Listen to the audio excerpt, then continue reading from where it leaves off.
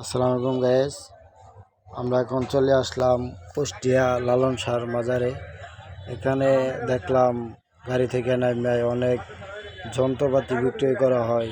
হাইরে একতারা, মধুর সুরের একতারা, এত সুন্দর সুন্দর একতারা, দুতারা, তিনতারা বিক্রি করে এখানে।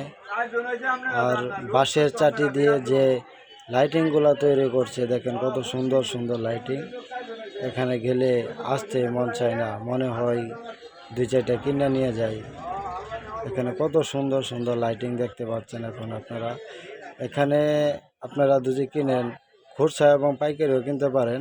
এখানে অনেক সুন্দর সুন্দর দেখতেছেন এই যে। আর এখানকার এই যে দেখেন একতারাগুলো খুব সুন্দর সুন্দর।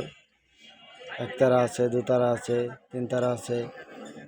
আপনি যদি এই যে বাঁশি দেখেন, বাঁশিগুলো মধুর সুরে এরাই আপনাদেরকে বাজায় দেখায় দেয়।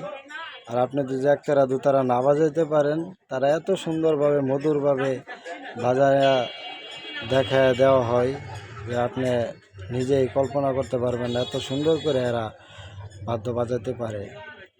এই দেখেন ছোট ছোট ঢোলগুলো আছে এখানে। আপনারা ছোট ছোট যারা কমেন্টটি তৈরি করতে চান, এখান থেকে যন্ত্রপাতি কিনে নিয়ে যেতে পারেন। এখানে নাই এরকম কিছু নাই। এই যে দেখেন কত সুন্দর সুন্দর গিটারের মতো, ঠিক আছে, খুব সুন্দর সুন্দর জিনিস আছে এখানে। আপনারা আসতে পারেন, আসা ঘুরিয়া দেখতে পারেন। পছন্দ তো হবেই, পছন্দ না হওয়ার মতো এখানে কিছু নাই, সব কিছুই পছন্দ হবে। এখানে পুরাতন লালন শাহ যে ব্যবহৃত যে জিনিসগুলো ছিল, এইসব জিনিসও আপনারা কিনতে পাইবেন।